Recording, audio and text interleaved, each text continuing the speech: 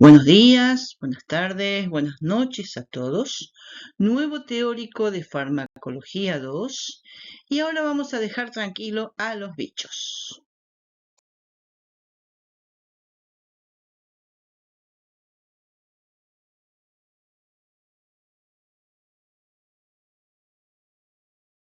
Que no vamos a hablar de infecciones, sino que vamos a hablar de prevención. Prevención de caries, también puede ser de enfermedad periodontal. Vamos a hablar de con qué podemos hacer esa prevención y vamos a hablar de algunos tratamientos de un problema que cada vez está creciendo más, que es el caso de los fluoruros, de los dentífricos y la hiperestesia dentinaria. Empezar con el tema, con el primero de los temas. Vamos a ver un caso clínico.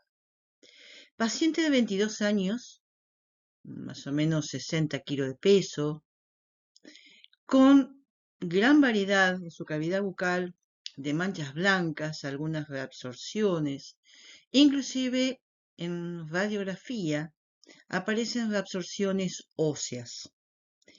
Se toma pH salival y saliva es saliva ácida. En el consultorio, el profesional a cargo del consultorio odontológico donde esta paciente hace la consulta, dentro del plan de tratamiento le prescriben comprimidos de fluoruro de sodio, 1 por día durante 15 días. La paciente toma la primera de la dosis y se comienza a sentir mal, se interna y a las pocas horas fallece. Y vamos a empezar a repasar un poquito, para empezar a hablar de flúor, sobre caries. Los 4, llamémosle,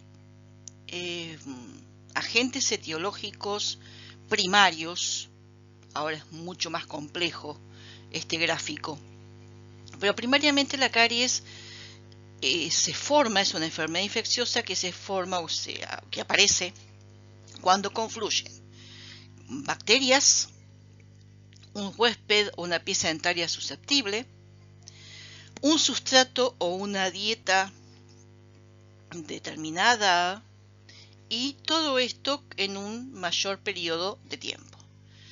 Estos son, digamos, los 4 factores primarios, la base. Esto ahora está mucho más acomplejizado más, ya que entran en juego otros factores que ayudan a que alguna persona le aparezca la lesión de caries.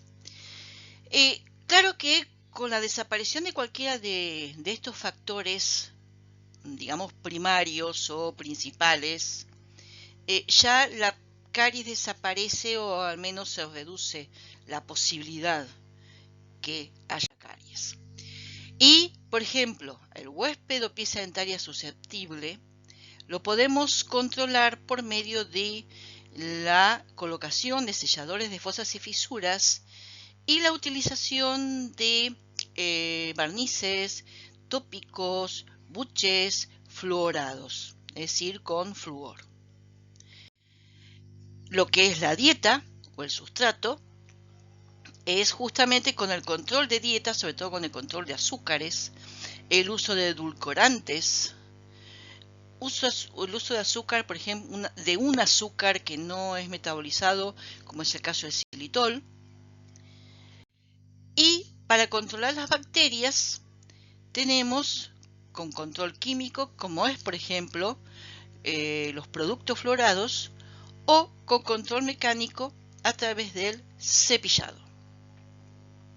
Como hemos visto, tanto en control químico como en lo que es la actuación o acción sobre el huésped susceptible, tenemos que el flúor nos ayuda para controlar estos 2 factores, y de esa manera es que el flúor nos ayuda a lo que es la prevención de caries, ¿sí? ¿Qué es el flúor? El nombre viene de fluere, que significa fluir. Es un elemento que a temperatura ambiente es un gas.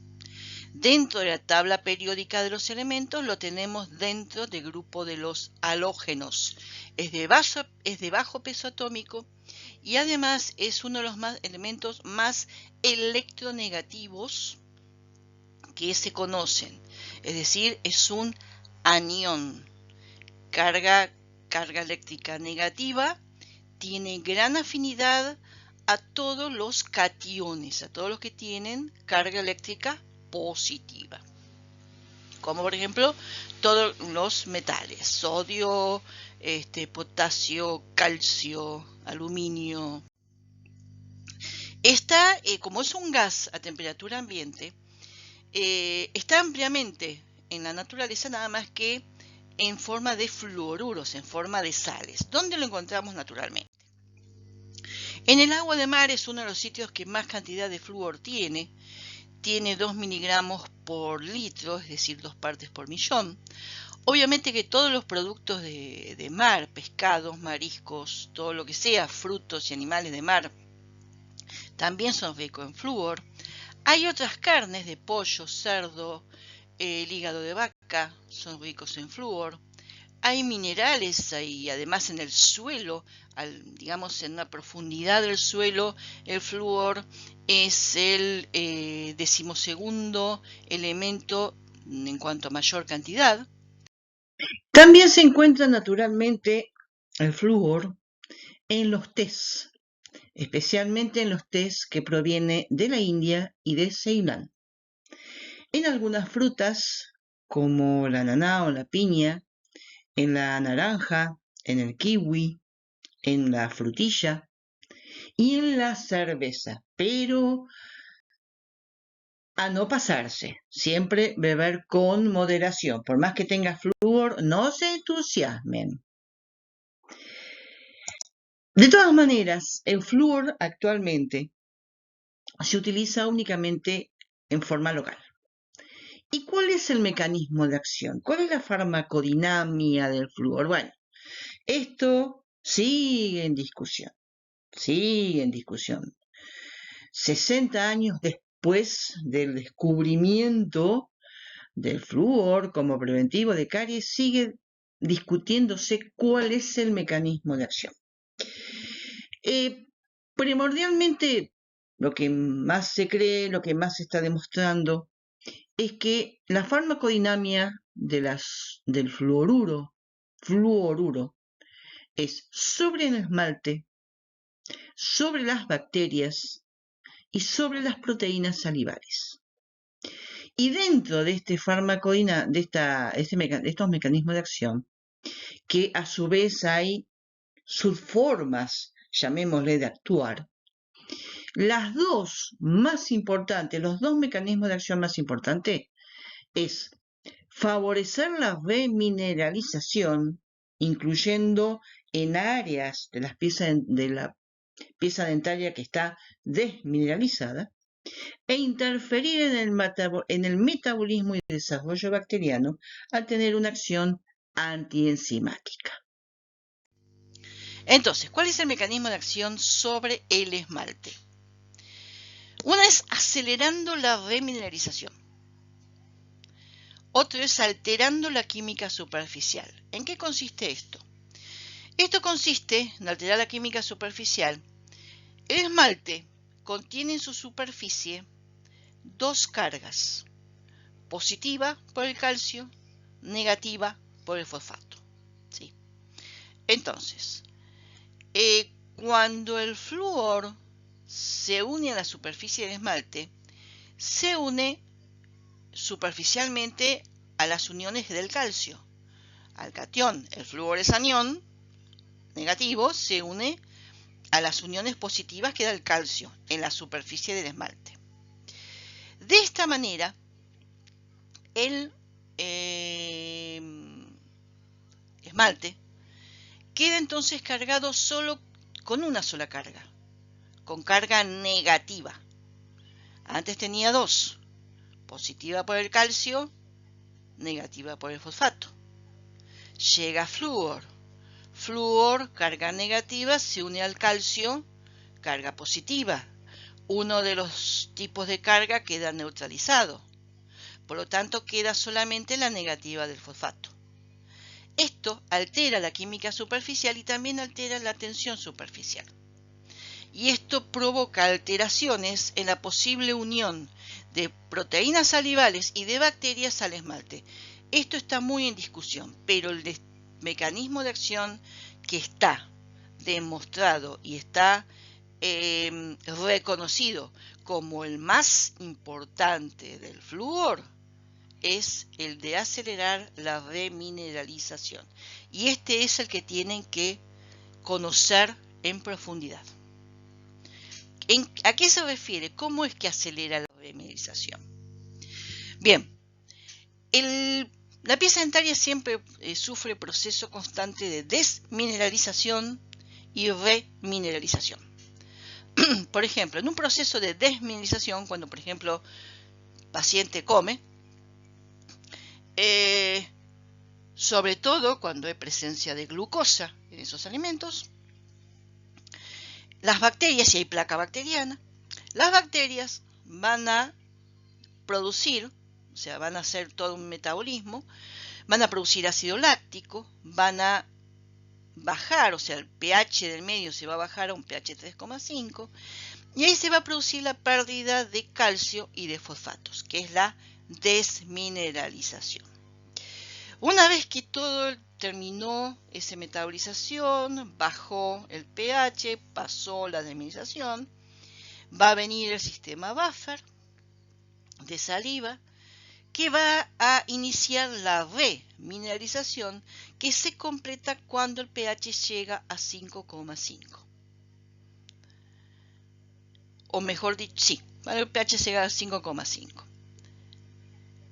En cambio, con la presencia de flúor pasa lo mismo. La desmineralización se produce en pH 3,5. Pero en este caso, la remineralización se va a cumplir cuando el pH llegue a 4,5. Entonces, la remineralización se produce antes. De ahí es que esta es una de las más importantes, de los más importantes mecanismos de acción del flúor que está ya reconocido.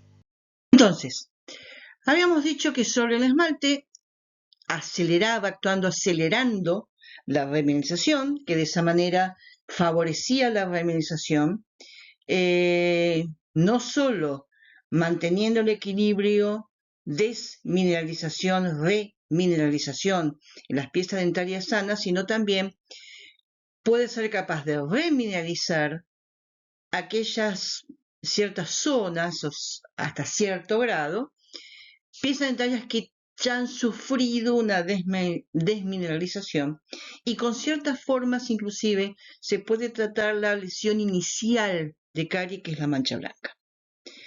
Y había dos más de acciones sobre el esmalte. Una es alterando la química superficial y la otra es alterando la tensión superficial. De estos tres, reitero, acelerando la remineralización es el mecanismo de acción más importante del flúor y el que está ya reconocido casi unánimemente. Ahora, ¿a qué se refiere con alterar la química superficial o alterar la tensión superficial? La superficie del esmalte es una superficie, llamémosle, bipolar. ¿A qué se refiere esto? Que en su superficie tiene calcio, lo que le da una carga positiva, y fosfato, que le da una carga negativa. Entonces, una proteína salival, cuando se une, tiene un brazo, llamémosle, que se une al calcio, porque tiene un brazo negativo que se une al calcio positivo, y un brazo positivo que se une al fosfato negativo. Entonces, de esa manera, la proteína salival puede unirse perfectamente a la superficie del esmalte y dar un perfecto medio para que después las bacterias se unan y vaya formándose la placa bacteriana. Ahora, ¿qué pasa si utilizamos, en cualquiera de las formas que vamos a ver, flúor? Flúor, como dije, es uno de los elementos más electronegativos conocidos. Entonces, el flúor, anión, carga negativa, y a su vez con gran afinidad al calcio, carga positiva, el flúor se une al calcio. Entonces ya de este esmalte bipolar con unión positiva libre y unión negativa libre, el flúor al unirse al calcio ya anula la carga positiva, el polo positivo. ¿Cuál queda? Solamente el fosfato. Entonces los únicos que pueden unirse, por ejemplo, la proteína salival, lo único que se va a poder unir es el brazo positivo que se une al fosfato que tiene carga negativa. No se une bien. Entonces, la transformación, o sea, al aplicar flúor que transforma una superficie bipolar, llamémosle, a monopolar, o sea, con un solo tipo de carga, provoca que tanto la química superficial como la tensión superficial del esmalte quede alterada. Y hay mecanismos de acción del flúor que ahora vamos a mencionar que está relacionado con este cambio en el esmalte. Este cambio que el flúor hace en el esmalte al unirse al calcio. Sobre bacterias. Tiene una acción antienzimática. Tendría la acción que impide la unión de bacterias al esmalte y la unión de entre bacteria y bacteria. Esto está muy discutido, todavía no está bien demostrado.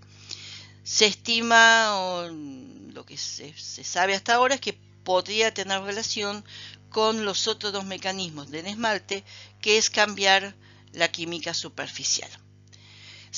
Pero acá tenemos el segundo mecanismo de acción más importante del flúor, reconocido y demostrado, que es la acción antienzimática.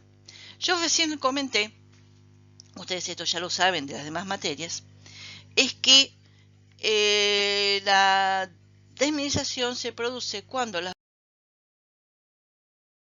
bacterias, a partir de la glucosa de la dieta, lo transforman las bacterias en diferentes, lo van metabolizando hasta llegar a ácido láctico.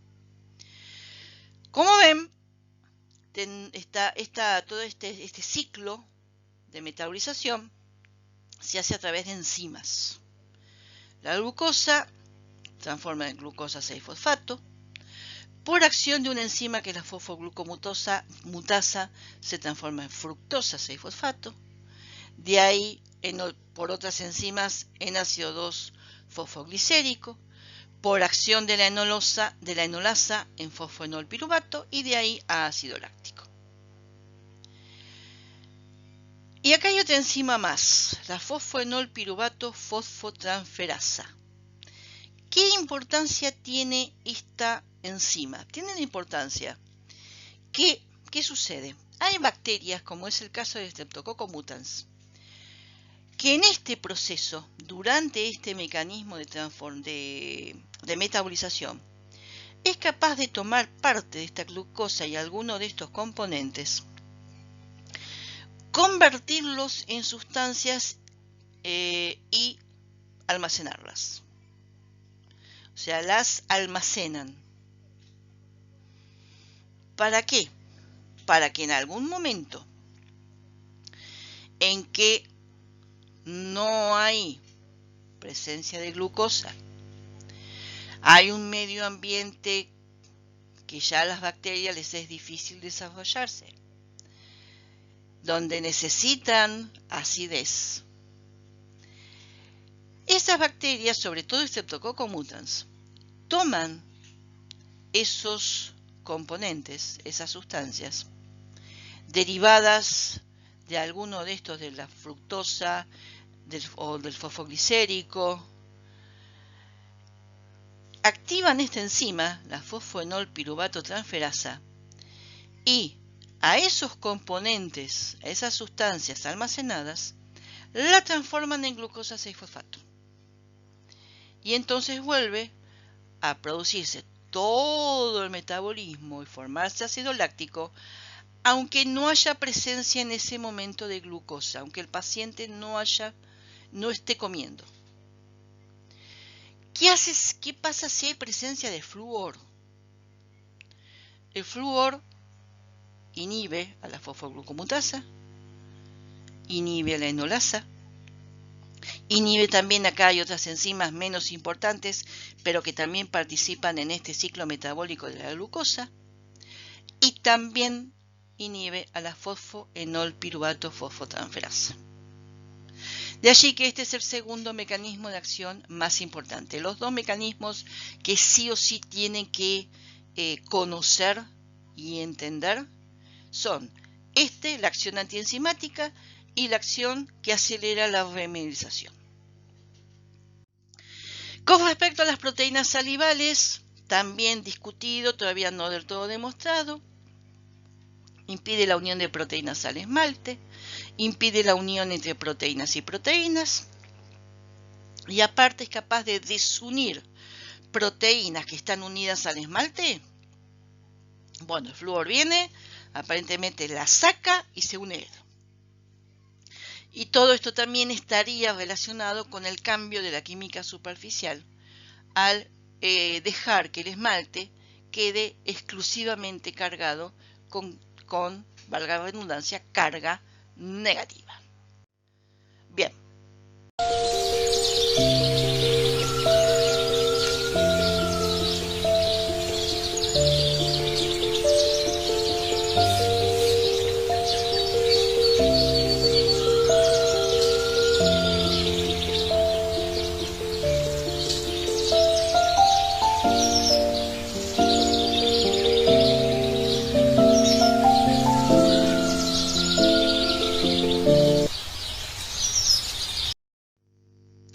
¿Cuáles son las sales? El flúor solo es un gas. Hay que usarlo en forma de sales. Tenemos sales orgánicas, que está desde hace 20 años, que es el fluorinol. Pero las más usadas son las sales inorgánicas, de las cuales, de ellas, la más todavía utilizada es el fluoruro de sodio. Pero luego también tenemos otra sal muy utilizada que es el monofluor fosfato de sodio o MFP. Y por último, es el que se usa menos, el fluoruro estañoso. Hay otra sal inorgánica, pero es insoluble, que es el fluoruro de calcio.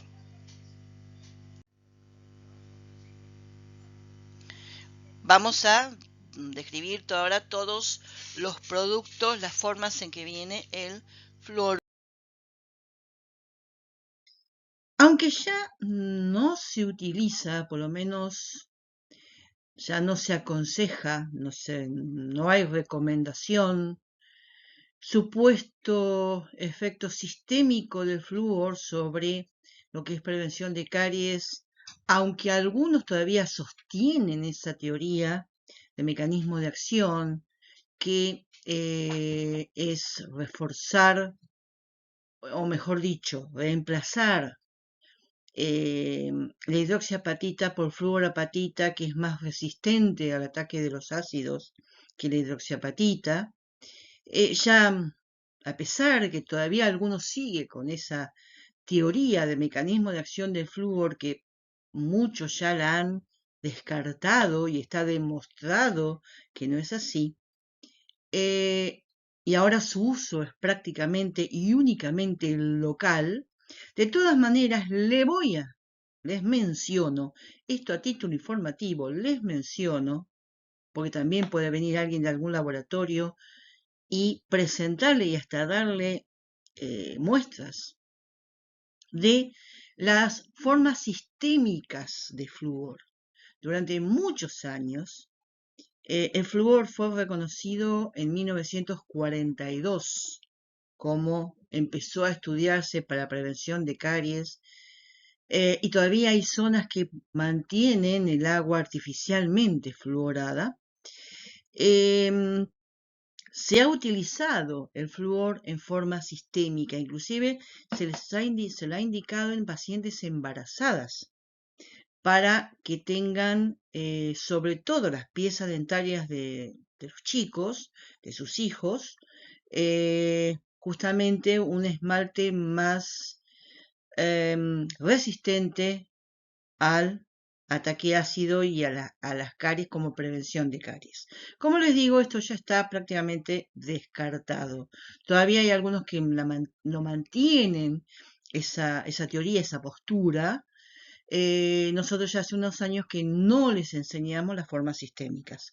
Pero, como les digo, igual se las voy a mencionar, que todavía vienen en comprimidos y en gotas de fluoruro de sodio, la sal de fluoruro de sodio, y en una dosis de 2,2 miligramos de fluoruro de sodio, que se da una por día y no más de un mes, o sea, 30 días. Todavía sigue, también venían en gotas para más chiquitos, en donde en 20 gotas estaba esta dosis de 2,2 miligramos por diario. En estos 2,2 miligramos de fluoruro de sodio hay 1 miligramo de ion flúor. Ahora bien, ¿cómo usamos el fluoruro? Solamente por vía local, que podemos dividirlos, esos preparados, en preparados de uso profesional, es decir, aquellas formas en que lo aplica el profesional en el consultorio, y los que son de uso del paciente, es decir, las formas en que el odontólogo indica y en algún caso prescribe ese fluoruro para que el paciente lo utilice en su domicilio, lo utiliza como un medicamento. Los barnices, que vienen al 2,26% y que contienen un 5% de fluoruro de sodio. Vienen en muchísimas presentaciones. En un slide más adelante va a estar la botellita con el aplicador. También viene así en pomos con aplicadores. Vienen este tipo así como las Carpool, como los cartuchos Carpool con también aplicadores que se ponen como si fuera una aguja. ¿Para qué se usa el barniz? Bueno, se utiliza para barnizar, cubrir cavidades para evitar residuos de caries después de una obturación. Se puede barnizar también restos de una pieza dentaria que va a llevar arriba una corona para evitar que se forme caries por debajo, si es que hay una filtración, por debajo de la corona. Se utiliza para zonas de hipersensibilidad dentinaria. Al final de la clase vamos a hablar de hipersensibilidad dentinaria o hipersensibilidad dental. Cuando queda dentina al descubierto, queda una capa muy fina de esmalte o cemento y duele al frío, al calor, a los ácidos, a los dulces. Son de las... también, me olvidaba, para remineralizar lesiones incipientes de caries, es decir, la mancha blanca. Para todos esos casos nos sirve, es útil el barniz de fluoruro de sodio.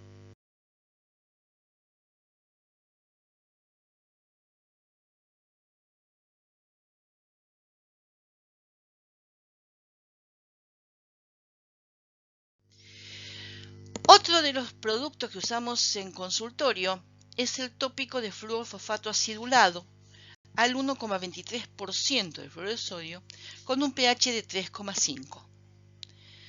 Lo que se busca justamente con este pH es Eso es desmineralizar.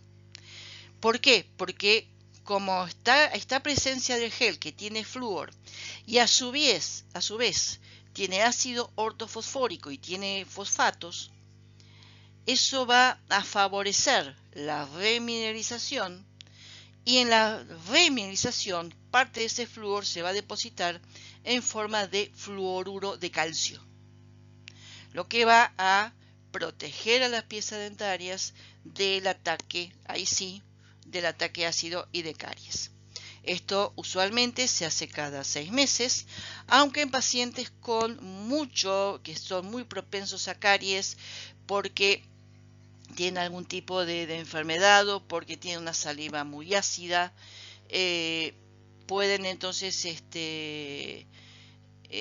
¿cómo se llama? Pueden hacerse esas topicaciones cada 3 o cada 4 meses. Usualmente está reconocida esta práctica en niños. Algunas obras sociales o prepagas las reconocen hasta los 15 años, otros hasta los 13 años. Pero tranquilamente, si un adulto quiere y lo puede pagar, se le puede hacer tranquilamente al adulto también. También es útil, esto generalmente se hace un tópico con unas pequeñas cubetillas descartables en toda la boca, se deja de 1 a 4 minutos, lo ideal es dejarlo 4 minutos. Después el paciente por media hora no puede ni tomar nada, ni comer nada, ni enjuagarse, ni nada, eso en cualquier tipo de flúor, en cualquier producto fluorado, sistémico o local. Y también es útil para aplicar localmente sobre la mancha blanca, o sea, lesión primitiva de caries, y también es útil para hiperestesia tendinaria. Otro de los productos es el fluoruro diamínico de plata, entre el 36 y 38%, en donde se junta la acción preventiva de caries del flúor más la acción también anticaries de la plata.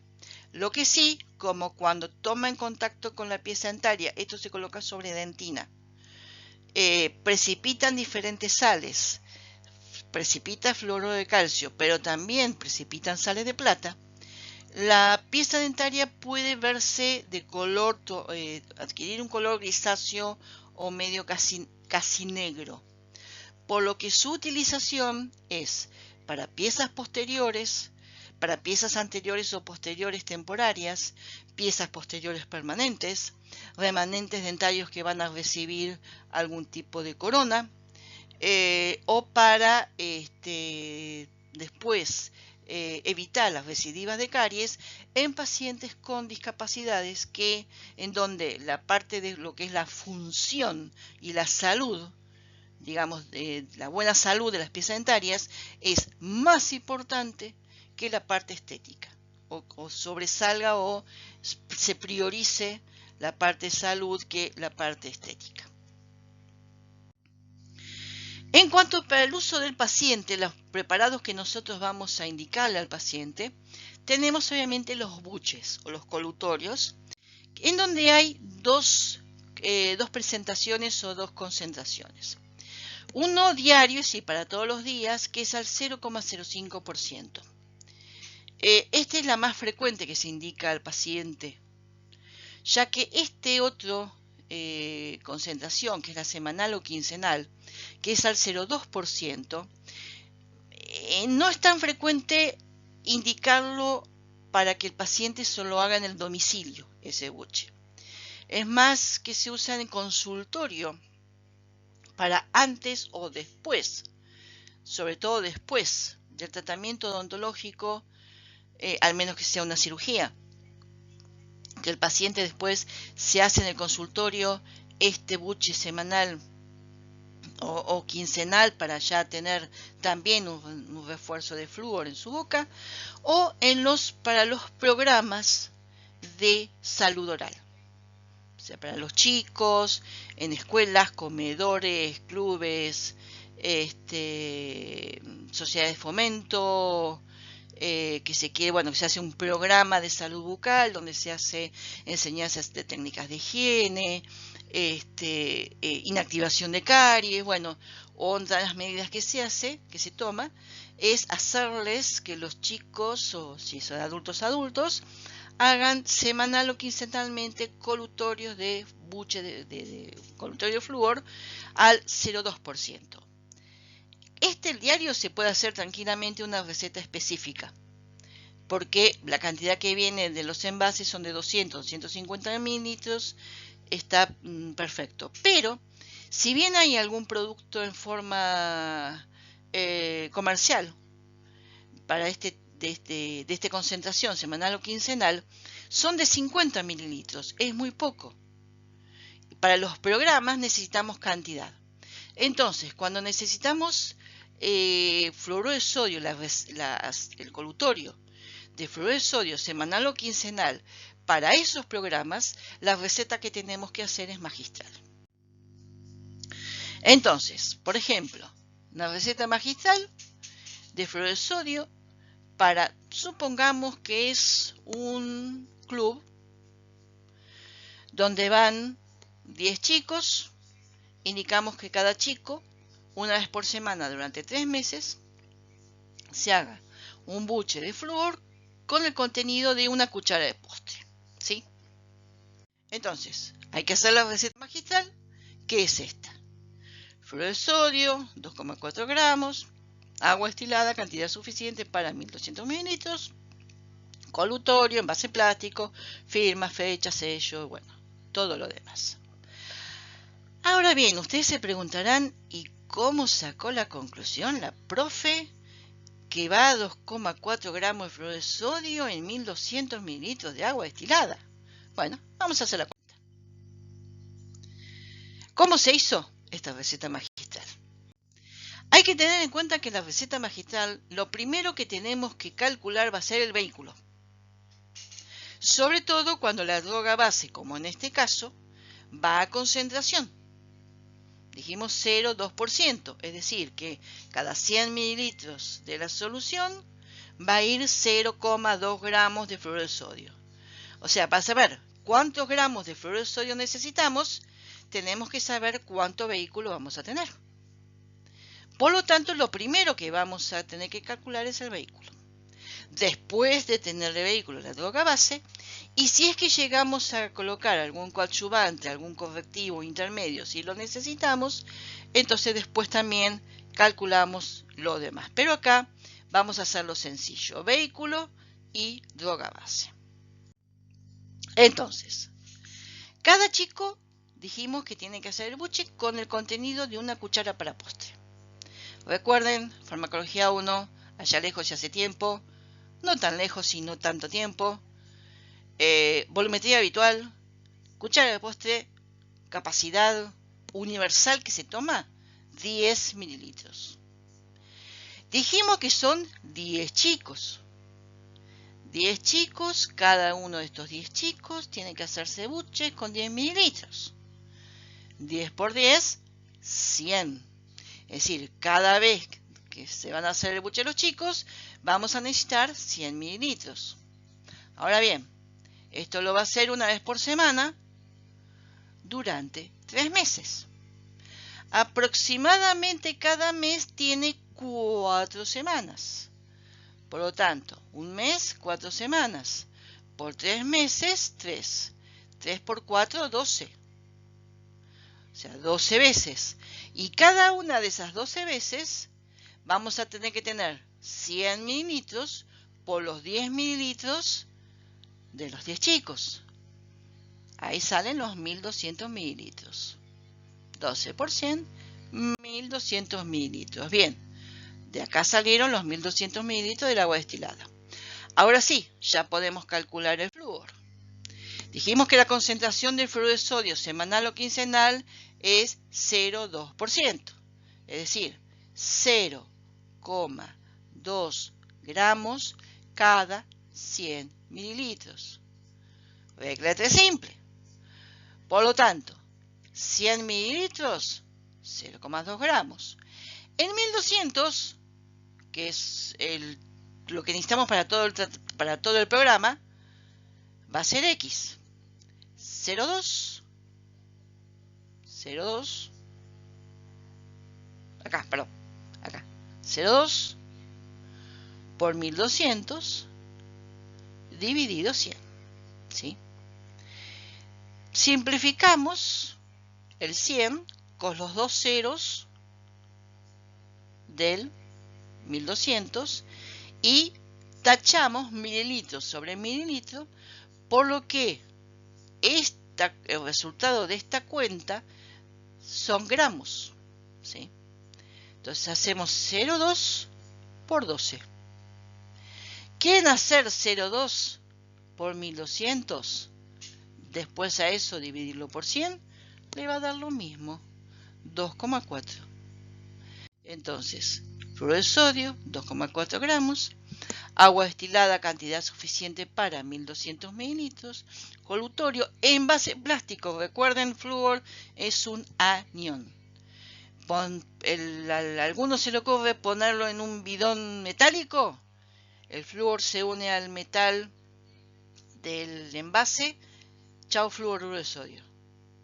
Lo pone en un envase de vidrio, el flúor se une al sílice del vidrio, chau fluoruro de sodio. Tiene que ser en envase plástico para poder el flúor se mantenga activo. Y bueno, la firma, la fecha, el sello, todos los requisitos legales. Sigamos y volvamos con los de uso del paciente, los dentífricos. Los dentífricos que pueden tener fluoruro de sodio solo, pueden tener, ahora lo vamos a ver, el MFP, o pueden tener los dos.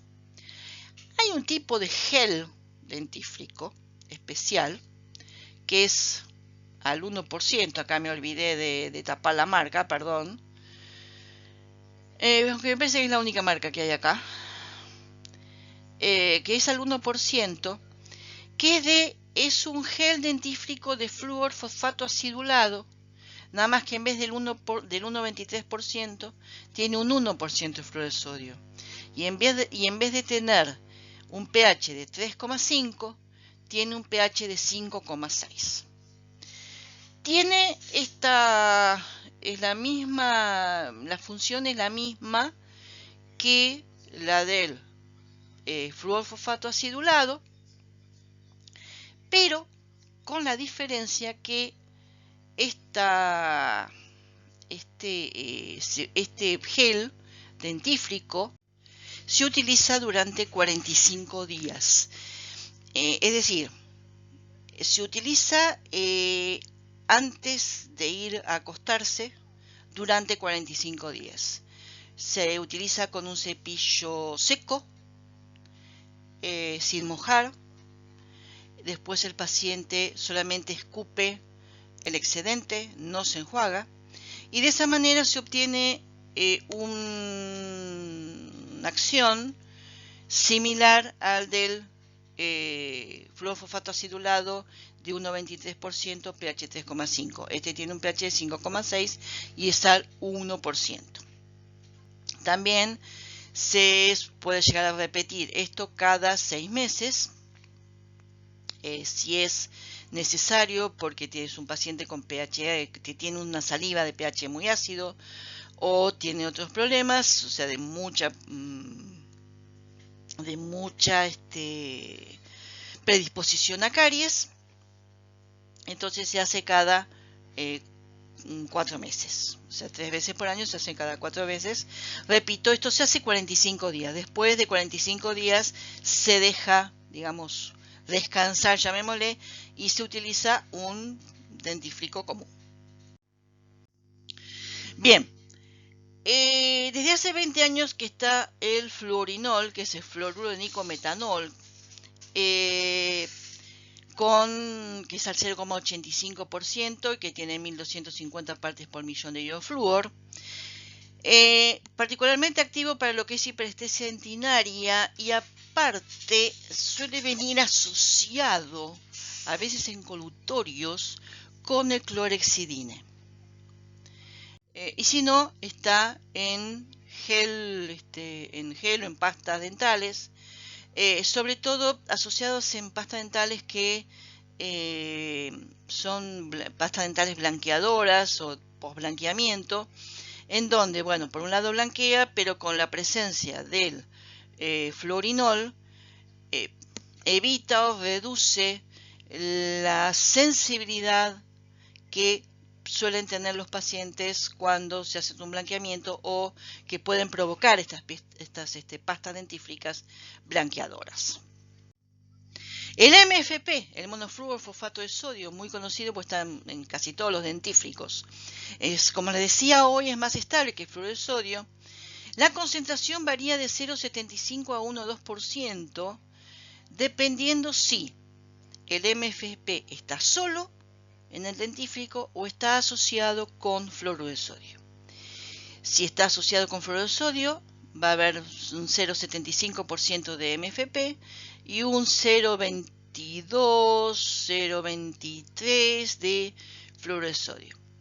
Si está cerca del 1 al 1,2%, es que solamente contiene monofluorfosfato de sodio.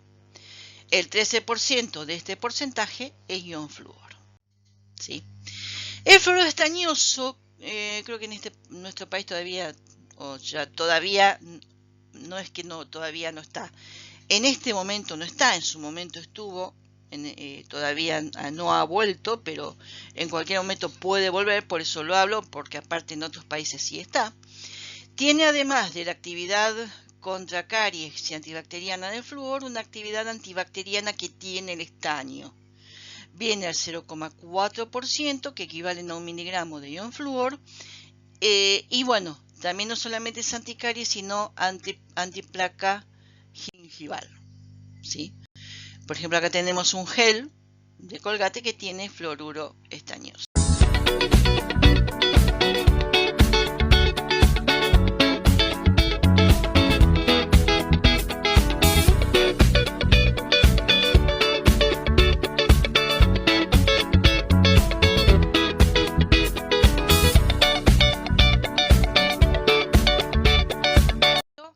Además de lo bueno, tenemos que hablar, como todo fármaco, de lo no tan bueno. ¿Sí? Entonces, tenemos que hablar de la toxicidad. La toxicidad del flúor puede ser aguda, con una dosis superior, o sea, una gran dosis, una gran cantidad de flúor en un término de lapso poco de tiempo, menor a 24 horas, y la crónica, dosis un poco superiores a lo usual, durante mucho tiempo. Vamos primero con la toxicidad aguda. La dosis tóxica probable aguda es de 5 miligramos de ion flúor por kilogramo de peso. Es decir, 5 miligramos de ion flúor o 10 miligramos de fluoruro de sodio por kilogramo de peso. Para que tengan una idea, esto equivale a 5 comprimidos de fluoruro de sodio de 2,2 miligramos de fluoruro de sodio por cada kilo de peso. Es decir que por cada kilo necesitaríamos 5 comprimidos de fluoruro de sodio de 2,2 miligramos de fluoruro de sodio para llegar a la dosis tóxica probable. Los comprimidos, por lo tanto, no es tanto el problema de toxicidad. Lo que sí nos puede provocar toxicidad o es más frecuente, tal vez la toxicidad aguda en niños, no son con los comprimidos, sino con los enjuagues, con los colutorios, pero sobre todo con los dentífricos, que ahí tienen una gran cantidad de flúor y más aún si tiene las dos sales de flúor que se utilizan en el dentífrico, que es el fluoruro de sodio y el monofluor fosfato de sodio, juntas. Entonces, ¿qué hacer?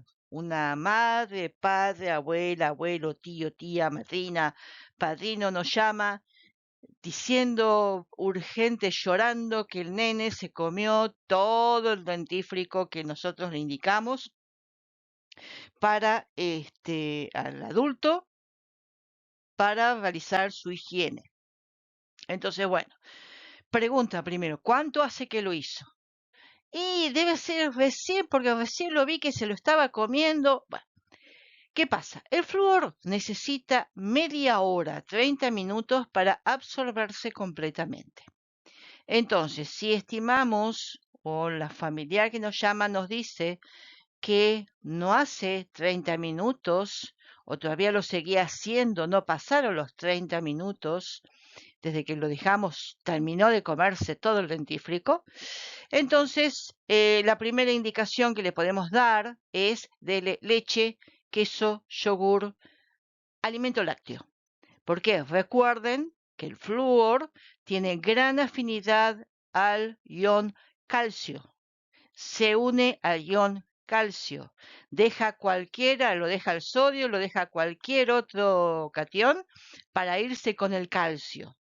Entonces de ahí forma sales y insolubles y cortamos la absorción del flúor. Recuerden la curva de una de las primeras diapositivas cuando estuvimos hablando de farmacocinética, que con el calcio no llega a absorberse. Y por supuesto de ahí habrá que llevarlo a un hospital para que con diferentes medicamentos y sueros se pueda inducir al vómito, acelerar la motilidad intestinal para eliminar esas sales o esa parte de flúor que no se absorbió y la parte de flúor que tal vez sí se absorbió.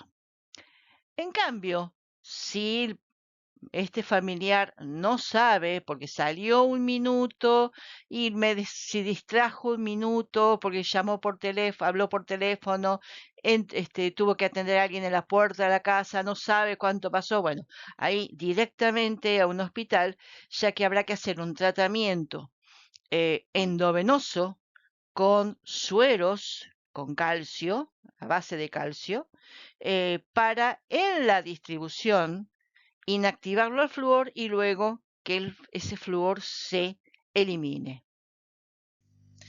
Y en la crónica es cuando, a partir de las 2 partes por millón, en forma repetida por mucho tiempo, se van teniendo diferentes efectos de esmalte veteado, fluorosis anquilosante en las articulaciones, pérdida de peso, daño de hormona tiroidea, daño en el riñón. Uno de los más frecuentes, o sea, de los toxicidad crónica más conocida y que llega a nuestro consultorio es la fluorosis dental o el diente veteado.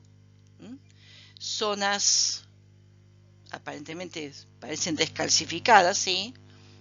Por esa excesiva cantidad de flúor. El de recién es leve, este es moderado.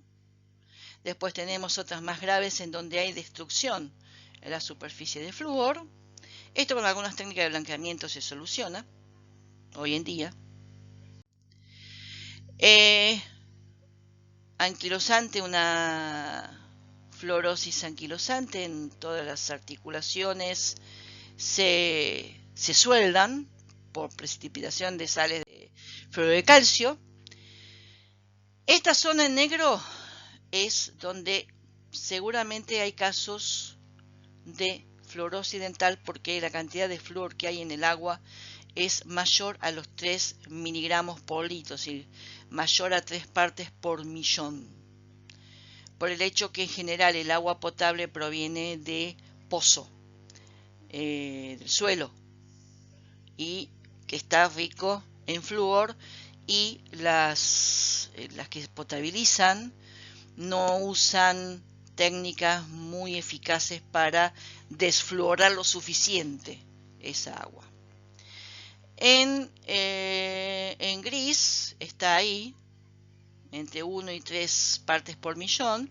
Zonas puede haber fluorosis, zonas no. Y el resto del país en blanco es que tiene menos de 1 parte por millón, es decir, acá puede haber alguna comunidad, algún municipio en que haga fluoración del agua, pero en forma artificial por su cuenta.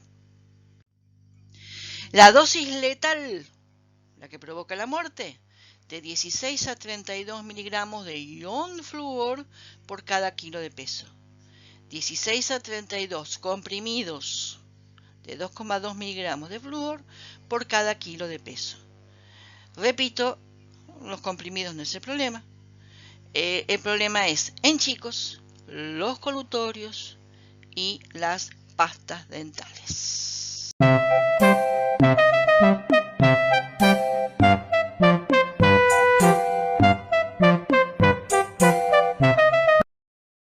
Punto que son los dentífricos, que son sustancias, productos químicos que ayudan a la remoción del biofilm. En verdad, quien elimina la placa bacteriana, lo más importante es la técnica de cepillado. El dentífrico ayuda, da más sensación de limpieza, más bienestar, mejora el aliento, se elimina la litosis, simplemente es una mejora algunas cosas, pero en verdad lo realmente importante es el cepillado, al menos que, como veamos, el dentífrico tenga algún componente de tipo terapéutico. Y luego tenemos los geles dentífricos o gel dental, que es lo mismo pero en un sistema coloidal, un gel que tiene un similar, es entre líquido y sólido, que es transparente. Los componentes de los dentífricos, esto un poco depende de si el dentífrico es cosmético o si es medicamentoso. Si es cosmético, va a tener un agente abrasivo entre un 40 y un 50%, un agente humectante un 20%, agua de un 20 a un 30%, detergente un 12%, más edulcorantes, aromatizantes, colorantes y estabilizantes para dar mejor sabor, mejor color, mejor aroma, o sea, hacer más atractivo al gel dentífrico o a la pasta o crema dentífrica o crema dental o pasta dental o gel dental, son todos sinónimos. Ahora, si tiene un agente terapéutico, como también ahora después lo vamos a ver, aunque ya uno lo vimos, que es el flúor, entonces no suelen tener abrasivo, tienen menos abrasivo y pasan a ser de ahí dentífricos medicamentosos. Entonces, ¿cuáles las funciones de estos dentífricos? Como les decía, refuerzan, coadyuvan la eficacia del cepillado. Ayudan. En verdad lo que realmente tiene eficacia es el cepillado. Pero bueno, refuerzan un poco la eficacia del cepillado. Como dan buen sabor, reducen la halitosis. Si tiene un agente terapéutico como flúor, previene formación de caries. Si tiene otros agentes terapéuticos antisépticos, previene la formación de gingivitis o reducen la gingivitis. Aunque la gingivitis también la reduce la misma técnica. Si tienen agentes terapéuticos que actúan contra la formación de cálculos, reducen la formación de cálculos. Si tienen agentes que reducen la hiperestesia dentinaria, que después vamos a ver, tienen acción desensibilizante. Si tienen agentes terapéuticos que blanquean las piezas dentarias, aunque muchos de ellos son abrasivas, entonces puede tener una función de blanqueamiento dental. Los abrasivos pueden ser bicarbonato de sodio, carbonato cálcico, benzoato de sodio. Bueno, ven, hay unos cuantos posibles abrasivos o pulidores, que son los que eliminan el resto alimentario, las manchas, blanquea un poco los dientes, por eso algunos de estos abrasivos se utilizan, sobre todo el bicarbonato sódico, como agente blanqueador. El problema es que si el paciente tiene zonas con hipersensibilidad, no es conveniente utilizar estos dentífricos porque precisamente aumentan esa sensibilidad. Es más, a veces los causantes de la hiperestesia dentinaria es el uso de dentífricos altamente abrasivos. ¿Sí? Bien, el índice de abrasividad que tienen estos componentes va de 50 a 200, que es bastante alto. Los detergentes, agentes tensioactivos, que a su vez también tienen cierta acción, digamos, de limpieza, disminuye la tensión superficial, eso facilita la eliminación de los restos de alimento, de las bacterias, penetrando y solubilizando los depósitos que hay en las piezas dentarias, facilitan que todos los agentes que están activos en el dentífrico se dispersen y vayan hacia todas las áreas, sobre todo cuando el agente activo es un agente terapéutico, ¿sí? Como el lauril-sulfato de sodio, en el lauril-salcosinato de sodio, o el coco monoglicérido, que es un ácido de aceite de coco. Después otros componentes, agentes estabilizantes, conservantes, después tenemos humectantes, como sorbitol, la glicerina, el propilenglicol, aromatizantes, para que tengan más aromas, sobre todo los más tal vez utilizados son el menta, el mentol, el eucalipto, la fresa tal vez sobre todo para chicos. Edulcorante, la sacarosa mucho no se usa, sí se usa la sacarina, el xilitol y los ciclamatos. Los colorantes para hacerlo más agradable a la vista. Dentro de los agentes terapéuticos vimos los fluoruros, la clorhexidina, sobre todo para aquellos dentífricos que quieren actuar contra la encía, contra la gingivitis. Triclosan, antiplaca en general, lo mismo que la sanguinarina. Hexetidina, lo mismo. Citrato de zinc, sobre todo para lo que es hipersensibilidad. Y aceites esenciales también como antiséptico contra esto, sobre todo para también la encía, contra la gingivitis. Contra la formación de cálculo, el pirofosfato, el hidronato disódico, ¿sí? Que en verdad no es que actúan contra el cálculo, previenen la formación de cálculos, o sea, no eliminan los cálculos ya establecidos, esos los tenemos que remover nosotros en consultorio. Una vez que está removido, si vemos que es un paciente que es muy propenso a que se forme cálculos a repetición, entonces, en ese caso, luego de remover esos cálculos, le indicaremos algún dentífrico, pasta dental, que tenga función o que tenga como agente terapéutico algunos de estos agentes que previenen la formación de cálculos, como los pirofosfatos o el hidronato disódico. El más conocido, el que más se utiliza, es el pirofosfato. Como desensibilizantes, ahora después vamos a ampliar un poquito más esto.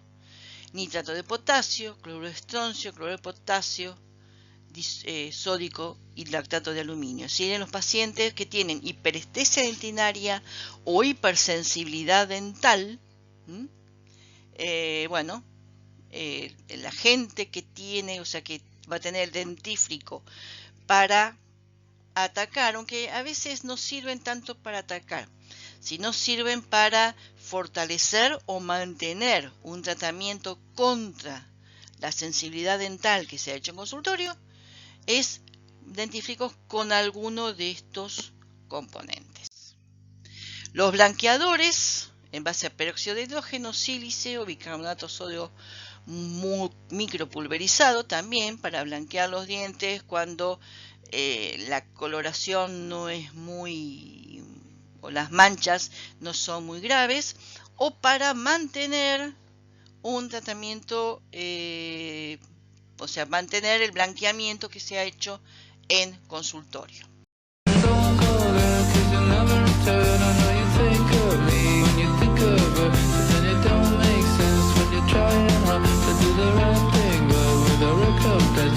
Ahora a lo que es la hiperestesia dentinaria. Fíjense, por ejemplo, esta pieza dentaria, donde tenemos una gran retracción gingival, tenemos cemento al descubierto y es muy posible que tengamos acá dentina al descubierto o casi al descubierto. ¿Qué es la hiperestesia dentinaria o hipersensibilidad dental? dientes sensibles. En las propagandas se ven como dientes sensibles. Es cuando el paciente en una pieza dentaria, sobre todo en un sector de una pieza dentaria, que más frecuentemente es la zona cervical, el paciente siente dolor ante el frío, el calor, los ácidos o los dulces. ¿Sí? Esto es porque o hay dentina al descubierto o el esmalte o el cemento ha quedado tan delgado que no alcanza esa capa de esmalte o esa capa de cemento para proteger a la dentina de estos cambios en cavidad bucal, de frío, calor, ácido, dulce.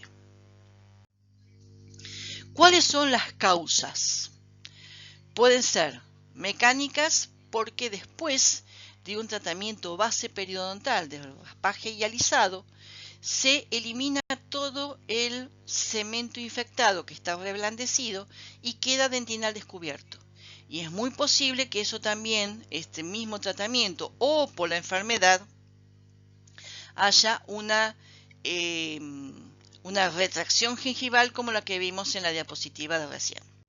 También puede ser causa por el cepillo muy duro, por el uso de dentífrico con mucho abrasivo o la combinación de las dos cosas, que causó una retracción gingival y a su vez que fue abrasionando y fue eliminando capas de esmalte sobre todo y fue adelgazándola. En pacientes, por ejemplo, los bruxómanos, que por el constante rechinamiento, el constante apretar los dientes, va a eliminar, en este caso sobre todo los bordes incisales, el esmalte y dejan dentina al descubierto. Generalmente esto queda dentina al descubierto, queda dentina muy desprotegida. Y dentro de las causas químicas está por ingesta de muchos alimentos ácidos, una dieta muy ácida que va a lesionar, va tal vez, químicamente va desgastando, va erosionando y va eliminando esmalte o si hay retracción gingival, cemento.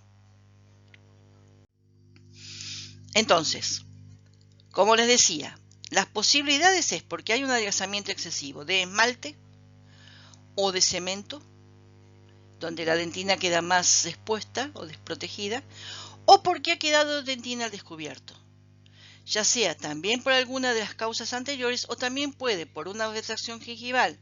Y si el paciente tiene uno de los casos de Choquet, en donde hay un espacio entre el límite apical del esmalte y el límite cervical del cemento, hay un espacio donde hay dentina al descubierto, que generalmente suele estar cubierto con encía, pero hay también retracción gingival, queda esa dentina al descubierto, son los casos en que aparece esta hiperestesia o hipersensibilidad dentinaria o hiperestesia dentinaria o hipersensibilidad dental. ¿Por qué se produce el dolor? Bueno, acá tenemos una microfotografía de los conductillos dentinarios, acá está agrandada. Dentro de estos conductillos tenemos desde la pulpa hacia la dentina, tenemos la fibrilla de Toms, o sea, la prolongación del odontoblasto. Y desde un cierto sector hasta hasta el límite amelodentinario o cemento dentinario, tenemos un fluido gingival. Ante los cambios, estos cambios por frío, calor, dulce, ácido, este fluido se va moviendo y al moverse va, actuando sobre la fibrilla de Toms y va estimulando a los nociceptores que tiene la fibrilla de Toms, y de ahí entonces que después se produce la misma cascada de procesos que vimos la vez pasada con dolor. Entonces, esto en general, este fluido, estos conductillos, siempre generalmente están tapados o por esmalte o por cemento. Y si quedó al descubierto, porque biológicamente fue así, está cubierto por encía. Cuando hay poco esmalte, cuando hay poco cemento, cuando no está cubierto por encía o ha quedado esta dentina al descubierto, este fluido es el que recibe todos estos cambios de frío, calor, ácido, dulce, provoca el movimiento y ahí entonces que activa toda la parte de sensibilidad de la pulpa y ahí viene después toda la cadena hasta la sensación de dolor. ¿Cuáles son los tratamientos? Una es la iontoforesis, es un tratamiento que está hace años, aunque no ha tenido mucha eficacia. Se trata de colocar fluoruro de sodio y llevarlo por dentro de los conductillos por medio de este aparato que tiene dos puntas. Esto es una parte que cierra todo el circuito. Se utilizaba fluoruro de sodio al 2%. En los últimos años se está probando esta misma técnica, pero con fluoruro de sodio al 5%. Utilizando un voltaje de 26-27 volts y un amperaje de 0,7, o sea, menos 1 miliampere. Entonces, lo que hace es, se aísla, se seca bien la pieza dentaria, o las piezas dentarias que tienen la sensibilidad, se topica con el fluoruro de sodio y se aplica una de estas puntas, de acuerdo al caso será la punta que se aplica, con ese bajo voltaje y amperaje, hace que el fluoruro de sodio vaya por ese pequeño estímulo eléctrico por dentro del conductillo.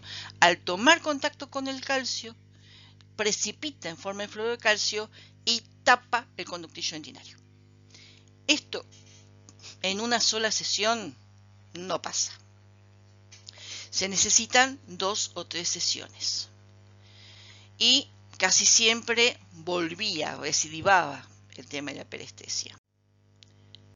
Otra de los tratamientos esta es otra presentación de la que les mostré anteriormente, el barniz de flúor. Recuerdan que el barniz de flúor yo les comenté que una de las indicaciones era para el tratamiento de las piezas con hiperestesia dentinaria. También lo mismo el barniz, nada más que ahora el barniz no lo hace en profundidad como el caso de la iontoforesis, sino en superficie. Al tomar contacto con el calcio, precipita en forma de fluoruro de calcio y tapa los conductillos.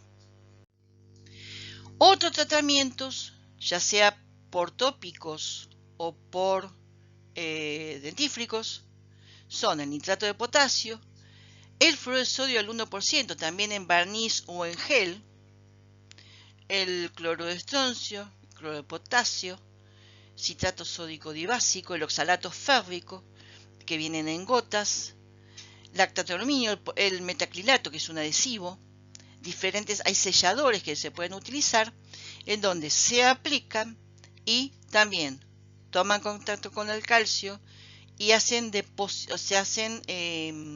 forman sales de calcio y ahí precipitan y bloquean los túbulos dentinarios. De todas maneras, ningún tratamiento es definitivo, siempre vuelve. Por eso, para retrasar el regreso de esa sensibilidad, están indicados en estos pacientes, después del tratamiento, alguna pasta o gel dental que tenga acción contra la hiperestesia dentinaria. Y bueno, vamos a volver al caso clínico.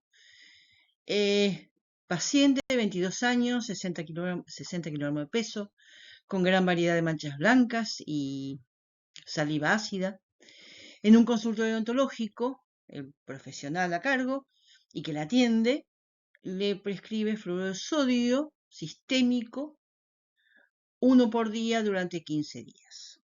¿Qué pasó? Horas después de la primera toma, se siente mal, o sea, minutos después de la primera toma, se siente mal, es hospitalizada y pocas horas después de esa única toma, la paciente fallece. Yo les decía, o sea, y acá está acá está una copia de la receta. Fluoruro de sodio, 2,2 gramos, 2,2 gramos, en comprimidos por 30 igual a 1. Los requisitos legales de quien hizo la receta y las indicaciones que aquí no están, que es tomar uno por día durante 15 días. Este caso, está basado en un caso real de una joven de 22 años de Paraguay, en donde una odontóloga le indicó fluoruro de sodio y en la receta le puso 1 gramo, porque en Paraguay la forma sistémica de flúor viene de 1 gramo, por lo que le indica 2 comprimidos por día durante 15 días, es decir, los 2 gramos. Esto fue en 2021, la condena, después de apelaciones, la condena se confirmó por parte de ella en 25, 26 de agosto de este año. ¿Y qué pasa? Y esto se los, si bien nosotros ya no usamos, no les enseño el flúor sistémico, esto es para explicarle por qué a veces lo que a ustedes les parece que son pavadas de error en la receta, no son tan pavadas. En una diapositiva, cuando yo les indiqué, les mencioné la forma sistémica, la dosis sistémica de fluoruro de sodio, le indiqué que la dosis sistémica que sí se utiliza de fluoruro de sodio es 2,2 miligramos por día. Y a esta joven le indicaron en la receta 2,2 gramos. Acá faltó la M adelante. Acá tendría que haber sido mg, miligramos. Entonces, a veces cuando ustedes en algún parcialito o en el examen integrador o recuperatorio o de válida final se desaprueba o se baja la nota porque en la receta en vez de poner miligramo pone gramo y nosotros le ponemos mal la receta. Y nos dice, pero profe, me equivoqué, bueno, era miligramo, le puse G porque me olvidé la M, pero... Bueno, fíjense que por faltar esa M en una receta, un error que le pasó a una odontóloga y que después siguió el error una farmacéutica, terminaron matando a una persona de 22 años.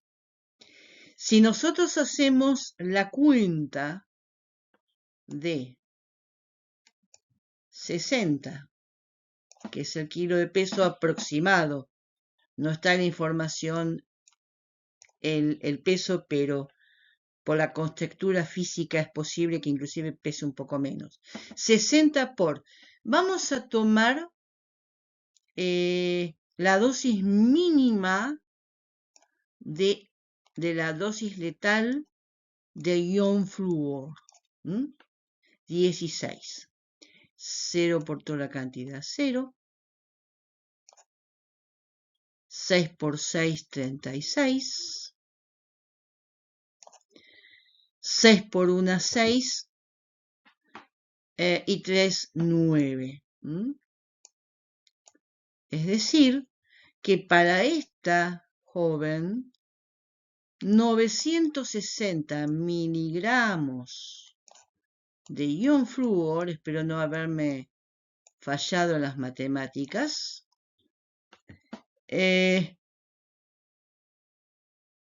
sí, pero creo que no me fallaron, era la dosis letal de fluoruro de ion flúor. Le dieron 2,2 gramos. Estos 2,2 gramos equivalen a 1100 miligramos